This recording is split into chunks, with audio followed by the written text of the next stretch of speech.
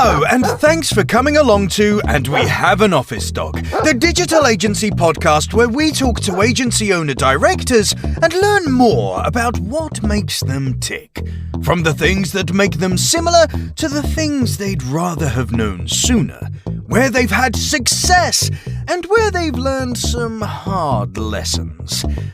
All will be revealed with your host, Chris Simmons, the agency coach, and he'll be talking to a different awesome agency person in each episode, asking them 4 questions and seeing where the conversation takes us over the next 25 minutes.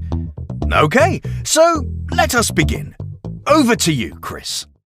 Thanks, voiceover guy. And on the podcast today, we've got Sean, the MD of Essential Content. How are you doing? I'm very good, thanks. How are you? Not too bad, thank you. Thanks for coming along. Pleasure. Happy to be here. So Essential Content, is it what it does? It do what it says on the tin? What is Essential Content? Give us a little plug. It pretty much does do what it says on the tin. We like to think we do the boring but important stuff really, really well.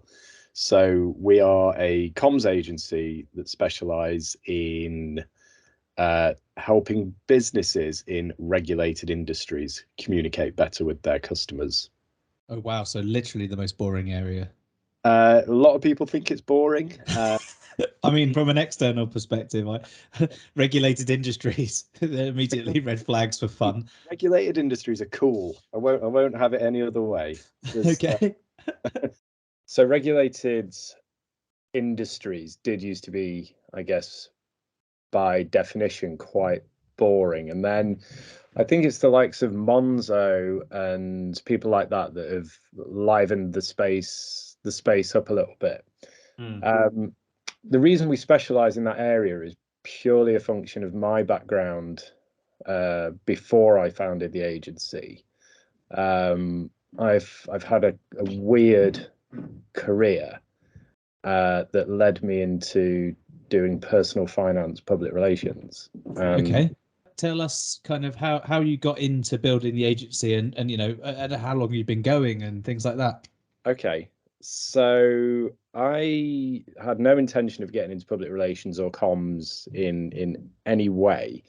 And when I was about 21, my brother offered me some work proofreading. He was a dog trainer and he'd set up a dog website years and years ago. And while I was proofreading some of the articles that he'd written, he got some investment and he turned it into a fully fledged magazine, which ended up being a really, really good title. They had Mariah Carey on the front cover. They interviewed her. They interviewed the famous. It was a lifestyle magazine for dog owners, and that kind of got me into journalism via the back door. So a combination of luck and nepotism got me into journalism. And the funny thing about writing about dogs is that they are a gateway into pretty much every sector you can think of. So if you think of dogs as a consumer product, the associated consumer products are things like insurance, nutrition, supplements, clothes, hats. Dog owners are a almost recession-proof demographic. So that's kind of how I got into journalism, and then I went into consumer affairs, and then I used to call it doing a Max Clifford, but I try not to associate myself with Max Clifford anymore, and went from journalism to public relations, and was in-house at a few places and kept bouncing around in-house roles that were sort of adjacent to personal finance in some way. And then what I realized was that the agencies that these companies I was working for were doing work that always got stuck at the compliance stage because of the regulations. So I had a theory that industries that were regulated were throwing money away by picking the wrong agency and briefing them badly. So had a bit of friction in my own career and just thought, right, I need to do this. I need to, and by friction I mean I got sacked from an agency right before Christmas, and I just had this moment where I thought, right, there will never be a better opportunity to try myself. So I thought I'll go freelance. I'll just see if I can survive for a year. And that was at the back end of 2014, and I'm now running a proper agency, and it's taken me years to feel comfortable saying I'm running an agency, because it's been, I was listening to your chat with Carrie from Rise at 7, Yep. and I'm basically the opposite of her. Her business has scaled and grown rapidly, and that, you know, deliberately quickly, whereas I've been deliberately slow, glacial in how the business has grown. But about 2 years ago, I decided it was kind of, it was at a stage where it would stagnate if it didn't start doing bigger and better things. So I sort of took the brakes off and thought, right, let's do it properly now. Let's think as if we're a business rather than a little gang of consultants working together. And that's been really disorientating and weird, but also really good. Yeah, I suppose you've got, when things pivot slightly like that, you've got to move with it. You've got to stick to it, but also, you know, you've got to appreciate that other people in the business need to kind of get with the new narrative, I guess. Yeah, there was a bit of that, and there was a bit of so I'm really financially conservative as far as the business goes, and don't take any risks and don't agree to do anything unless I've got the money to pay for it there and then. You know, I've still got that freelancer mindset of it doesn't count until the money's in the bank, which has served me pretty well. And I still try to do that. I still try and make sure all the you know, the basics are covered months in advance, but that kind of hampers growth a little bit because you're reluctant to commit to things. So yeah, there's that side of it, and then there's the set, sort of, you know, taking yourself a little bit more seriously. And that, from experience, I can tell you, is very hard. It's disorientating because I've always, I guess, you know, most of your guests talk about a little bit of imposter syndrome, and Yeah. I think a little bit of that's good. That keeps you honest. But something happened to me during lockdown, which was the imposter syndrome I'd been dealing with was telling me that one day all my clients at the same time would go, oh, okay, this guy's a fraud. We're gonna cancel everything. Just, you know, had it in my head that one day that day would come, I'd get a tap on the shoulder.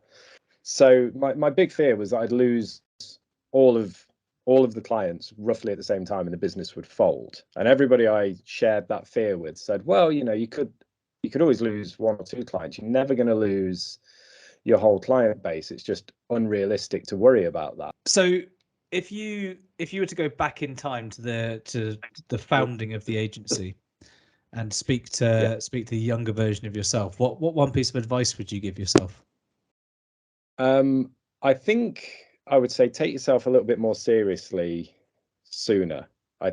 For a long portion of the business's life, I've been quite happy with just sort of doing the basics, and that's fine. But there was always a lot of unmet potential within the business from myself and from the people we hire.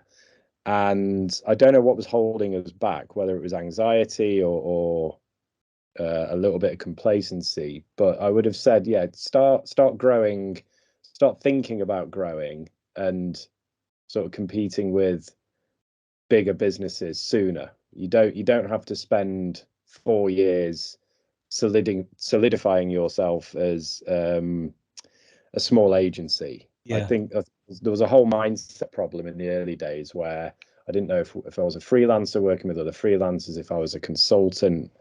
And And once that, lockdown happened and I had to deal with all the uncertainty and I came through it, I thought, no, I'm running a proper business here. Cash flow has got us through. We've kept all our clients. We have scaled back some of the work.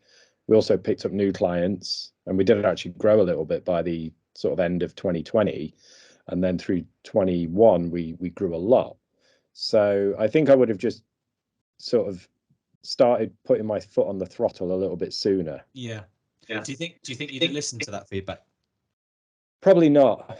If I'm being honest, I think there was I'd never really planned to run my own business. I'd always planned to, the goal was to be a sort of self-sustaining freelancer. And then what I was doing was just becoming overworked, and then sort of panic hiring people, and the same amount of money that I would have done had I hired them properly and precisely. So I just thought, right, there's an opportunity. If I want it, I just need to sort of put my big boy pants on and start, telling myself I'm running a business rather than just trying to pay bills every month. Yeah. So is there something that you did at the early stage that you feel has kind of really set you up now for future success and growth? I think I did do a few things that I think, have the pieces are falling into place now. So one thing that I was really keen to make sure we always did was cover that compliance thing. So because I think that is the difference between working with businesses that have a regulator and businesses that don't. And I just knew from being on the other side of that fence that if you can earn the trust of the compliance team and the legal team within a big organization, you're already ahead of much bigger competitors. So that was something that I've always said, right, we really need to be hot on things like FCA regulations. And it sounds really dull, but now, this year we hit a milestone in that we got our first PLC client and survived the onboarding process, which I just never thought would happen. I just didn't think we had the resources to do it. And now we've done that, and I heard informally that we'd beaten Capgemini to a pitch, which I just thought, right, if we're doing that, we're doing something right. The goal is always to, hopefully the work speaks for itself, and then it's up to the client to think, right, can they handle the quote unquote boring but important stuff that we live and die by, which is it comes down to so many things, and if you don't know it, you don't know it. And I think that's where the anxiety is with our sort of archetypal client, is they're petrified of spending money on something that comes back, and then they either use it and the regulator spots it and doesn't like it, or somebody in the business spots it and they've wasted their money. So those processes and that attention to detail that we insisted on in the early days is now intuitive and natural to us. So I think that's what makes us different as a business. Yeah, that I think it sounds a bit, not to joke about it, it sounds boring to say be good at the boring stuff, but if that's the niche that you're in, you've got to be experts in it. You've got to be able to hold your own in a client boardroom to talk about specifics that they need to trust that you know what you're talking about. And most content is built for marketing purposes, for selling things, or for saying things that are a little bit fun, or just purely for SEO fodder. And that stuff you can kind of get away with we've done some keyword research here, we've done some audience analysis there.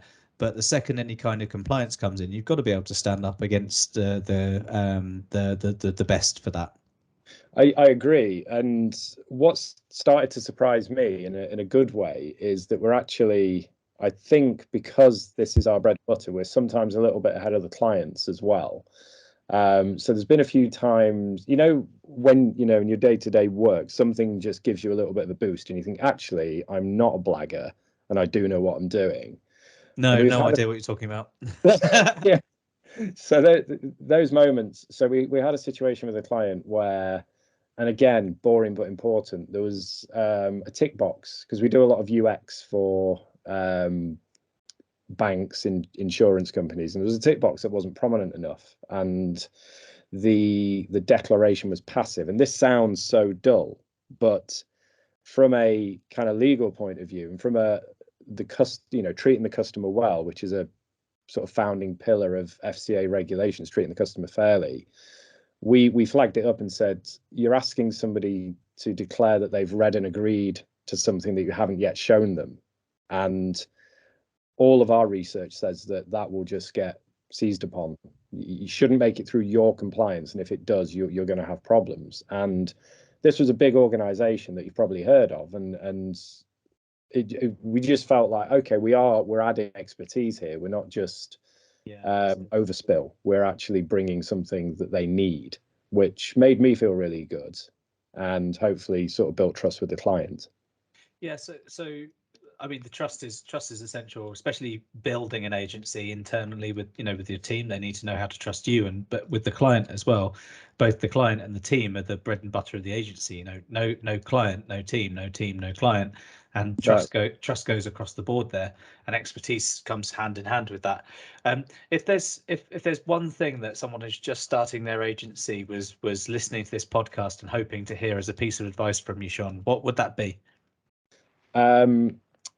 Make sure you're profitable early. And again, Carrie said the same thing, and it's something that it actually really annoys me when I see other business owners, pulling tricks, things like, oh, we'll pay you when the client pays us.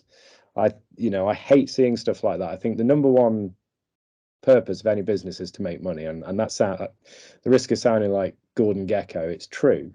Without money, you're not going to pay the bills. And there's, we're remote first, but I'm based in Manchester, so I'm sort of in the orbit of the bigger and medium-sized agencies up here. And there was a story a while ago about an agency that was kind of a spin-off from a really well-known agency. And I think they lasted about 18 months. And it was all because of cash flow. Yeah. And the amount of people that just ended up out of pocket because of that, because this agency were throwing expensive parties. They moved into expensive offices that were too big when they didn't need to. And I've always been, let's pay the bills first and then worry about the nice to haves afterwards. And the skill that I never had, that I've really had to hone and figure out for myself, is the running a business bit. I think I'm a good publicist, and I think I'm a good communications consultant, but what I didn't really have enough experience of is what do you do with the money, and what are the priorities, and how does it all work? And I had to figure that out by myself. I hired an accountant, and I speak to people, but without that thing going on, without the money in the bank, you're not a business. You're a website, or an office. It doesn't, your staff and your suppliers aren't going to thank you for having a good culture or having a lovely place to work if you're late paying your bills, or you're not paying them at all. And with everything else going on, all things being equal, if the money isn't coming in and the figures don't add up from day one, it's going to be really hard. I know some businesses don't make a profit in the first 2 years. I'm not comfortable with that. I think profitability is the most important thing. Yeah. So if you're going to start a new agency, I suppose the key piece of advice that you'd say is to make sure that you get the things right that you need to get right. And one of those things is make sure that what you're planning to do and how you're doing it allows you to be profitable in order to get things done and be able to grow later. Yeah, exactly that. And I think a lot of that comes down to your fee structure and having the confidence to charge what you're worth. I made this mistake very early on. It's a little bit of chicken and egg, but you know, in your early days, when your days aren't completely full with work, you just want the revenue, so you will lowball yourself on your fees, and then you're kind of stuck. You're stuck with that rate for as long as that client wants to work with you. And what can you do? You can gradually charge other clients more and hope to make up that gap. But yeah, I just think if I could go back and change one thing, I would have had more confidence about what we were worth as a business to our clients from an earlier point. I think my only piece of additional advice onto that would be that in every contract that you have with every client, it should have a clause that you reserve the right to increase fees on an annual basis by, say, 10% or something like that. Then obviously you can increase the fees if it's feasible and fair. But it does mean that you do have to have awkward conversations, which isn't nice to do. But you should always be putting prices up at least annually, in line with all the other prices that go up. Otherwise, you become lots less profitable. It's true. It's very true. So thanks very much for coming on the podcast, Sean. It's been great to have you on. It's been a pleasure. Thanks for having me. No trouble at all. And in our next podcast, we'll be talking to a different agency leader and learning about the lessons they've had along the way. Thanks very much for listening.